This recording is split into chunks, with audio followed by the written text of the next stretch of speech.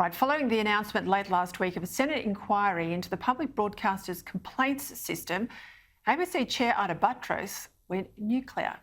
She labelled the probe a partisan political exercise and accused the Morrison government of attempting to undermine trust in the ABC. And she was backed in by two long-standing allies of the Ultimo elite, former Media Watch host Jonathan Holmes, who called the inquiry a blatant attempt to subvert the ABC's independence, while Lucy Turnbull suggested it was an act of political censorship. Well, wrong, says the Prime Minister. It's a government agency. Yes, they have their independence, and no one's questioning that, but they're not above the scrutiny for how they conduct themselves using taxpayers' money from any other government agency. I mean, that's sort of business as usual for the Australian Parliament. I don't know why they would consider themselves an exception to business as usual. I want to get a reaction tonight from someone who knows firsthand how hard it is to reform a beast like the ABC, former Howard Government Communications Minister and, of course, my old boss, former Senator and Minister Richard Alston, who joins me now from Melbourne. Richard, I appreciate your time. No one knows the ABC better than you.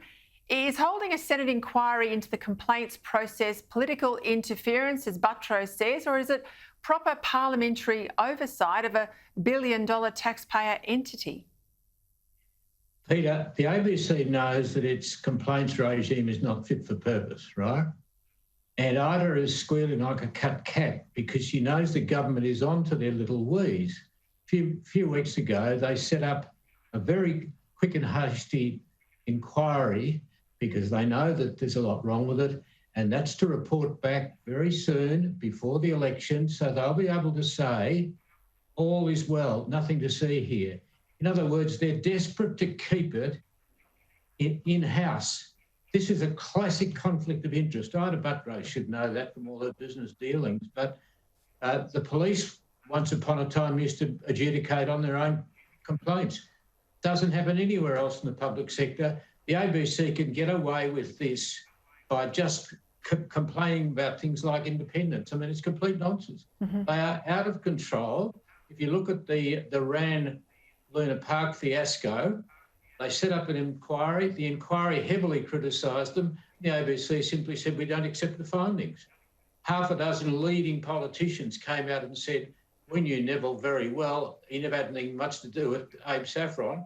And the complaints manager just said, it's not even necessary to respond to mere assertions of belief. Andrew Probyn called Tony Abbott the most destructive politician of his generation. ACMA, which is the highest level regulator, said that that was completely unjustified.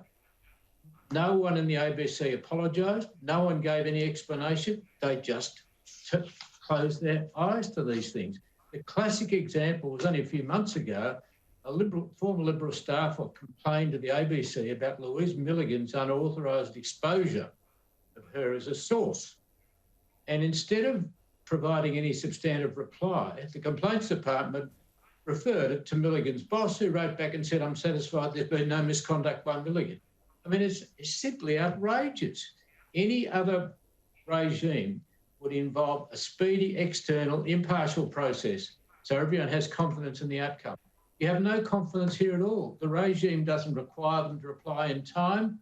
They can say, oh, it's too complex. They can do whatever they like and take as long as they like.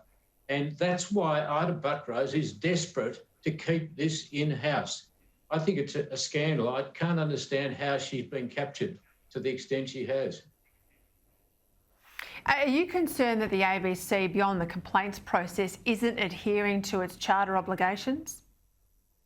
Absolutely. I mean, they're supposed to be fair and impartial. One of their leading authorities in-house who still claims to be involved in the process says there's nothing wrong with this because it's a very efficient system. In other words, he's not interested in fairness or impartiality, and that seems to be the way they treat things. And they're supposed to be a model litigant. Well, of course they're not. They don't apologise. They're told they're wrong. They say nothing. I mean, the classic case, I suppose, for me, is that nearly 20 years ago when the Iraq War was on, I lodged 68 complaints, and the complaints manager came back, upheld 2, and was sneeringly dismissive of all the rest. The ABC then referred it to its own independent inquiry and it upheld 15 complaints. Then the Broadcasting Authority came in and upheld another 4 breaches of the code. Where do you think all that went? It was one fault for every day of the Iraq War. The ABC never apologised, never explained, and yet 2 years later, the managing director pretended that the ABA had upheld the ABC's regime. I mean, it's head in the sand stuff, and it's dismissive because they can get away with it.